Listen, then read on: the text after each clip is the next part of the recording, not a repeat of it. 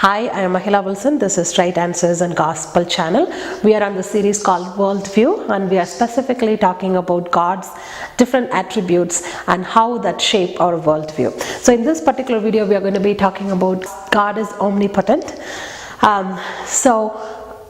Bible talks about the heaven declaring the glory of God. In Psalms 19:1 it says, the heavens declare the glory of God. So I'm going to start by saying how powerful the creation is. In view of that, we can somehow get a glimpse of how powerful our God is, or the creator God is. So that's how we are going to go.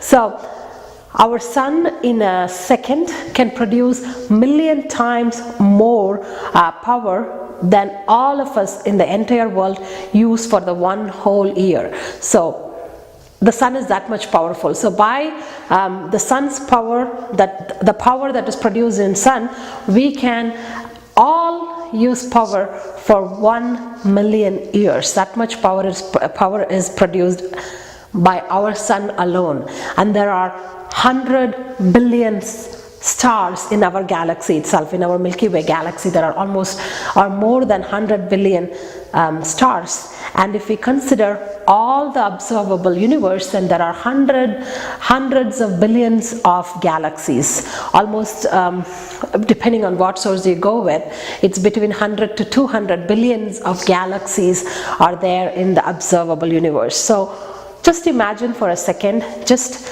try to comprehend this number, that our sun produces 1,000,000 times more energy than all of us use in one whole year. Then how much energy does it produce in 1 hour? And how much energy that it produces in one whole day? And when you think of 100 billion stars in our galaxy, which some of the stars are bigger than ours and some of the stars are smaller, but however, average, like our sun is an average size. So if you consider 100 billion or more than that star produces power in 1 second, how much that would be? And if you consider hundreds of billions of galaxies in this entire universe, and how much energy would that produce?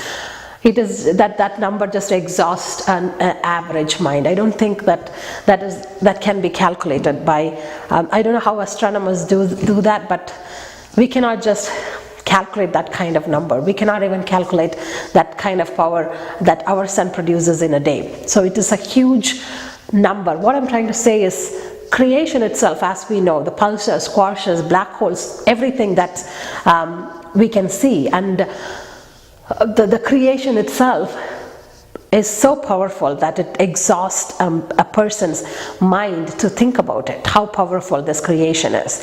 So what I'm trying to say is, in view of that, just a second, take a second and think of how glorious or how powerful the creator God must be.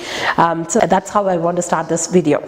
And but when I'm comparing these two things, I want to be very careful, because the creation, the power of creation and the power of creator, there are so many differences, and I think I have to say that here too. So the creation, when we talk about the power of creation, as much as powerful as our stars, our galaxies are, our entire universes, and the power that it can produce, and even though that exhausts a normal human mind, I want to say creation itself is not a source of its own energy. You see, it gets its energy, it gets its sustenance from the creator God. And also the power of the sun, no matter how big it is, and all the creation as we talk about, is changing, it is decaying, it is getting destroyed. Well, eventually our sun will eventually become white dwarf, and then it will die. So the sun itself is not going to live forever, it's not eternal. And also at the same time, the power of the sun is changing. It's not constant. It was 1,000,000 years before and 1,000,000 years after, and for now it is not the same number. But when we compare the creator God, all these things are true. God is the source of his power. So he doesn't have power, he is his power. So he is the source of all his power, and he's the source of all the power, as we know. And also his power is not changing, and he's not decaying, he's not dying, he will not change. He's eternal God, and he's immutable. So when we say he's immutable, 1,000,000 years before today and forever more, or 1,000,000 years after this day, his power will be constant. He's not spending his power in that sense. So his power is going to be always constant because he is immutable and he is eternal. So he cannot run out of his power, he cannot spend his power, and he is the source of his power. So when we think about as glorious as this creation is and its power, and which already exhausts our mind, but we cannot compare that power to the Creator's power because it's very different. Because the Creator God is the source of all the power. So that's what we are talking about when we talk about omnipotent. So God's power is literally infinite. So you cannot just put a number to it. It is even the biggest mind with the huge astronomical numbers, you still cannot put a specific number for God's power, and it doesn't change. It's infinite, it stays there, and it is the source of all other power. So that's what we are talking about when we say God is omnipotent. And the next point what I wanted to talk about, alright, so God is big and we accept it. God is so powerful and we know that.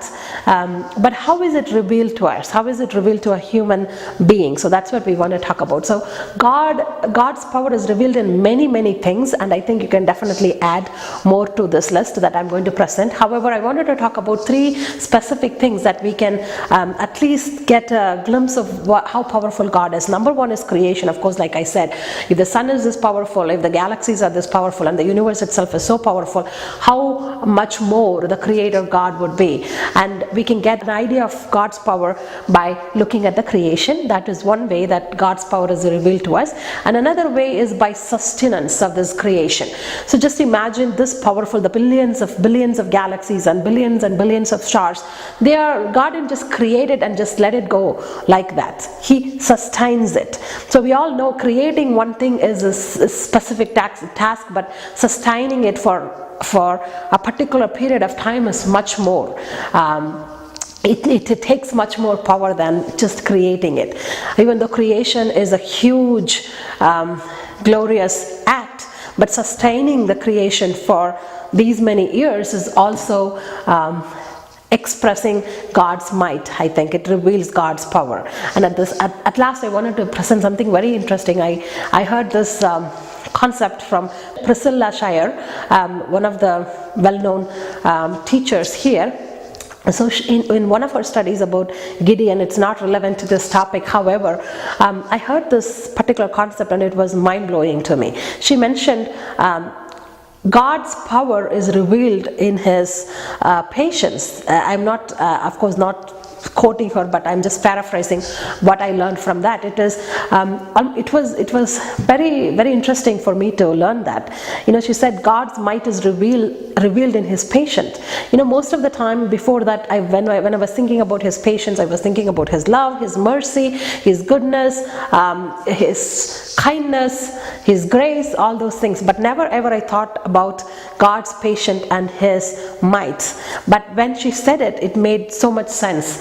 I don't know if you are a person who have issues with anger or short-temperedness, but if you are, then it will make so much sense to you, because I struggle with anger sometimes, and I sometimes feel like I don't have that kind of strength to hold my anger. I can't just hold it. Instead, it will be much more easier for me to spill my anger. It seems like it takes much more strength, much more power to hold the anger than just let it go.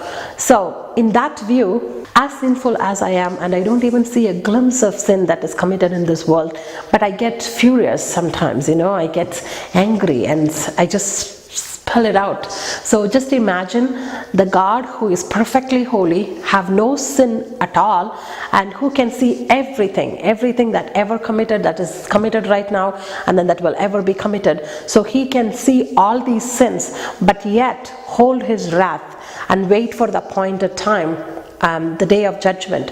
So that definitely reveals his strength. He can hold all that wrath, being a holy God, looking at all the outrageous things that happens in the creation, but yet he can hold it all and wait for that day of judgment. That patience of God definitely reveals his might, I think. So I would like to leave you with that thought, but you can add so much more to this particular list, and you can say what are the different ways that you can see God's power other than creation and sustenance and patience. You can add more to it. Definitely leave it in our comment section, and I'm interested to see that. So we learned that God's power can be revealed in creation, and how powerful our sun is, how powerful our galaxy is, how powerful our observable universe is, then how much more powerful our creator God is actually. So that's what we learned. And when we talk about creation, creation itself is not a source of its energy, and it is changing, it is decaying,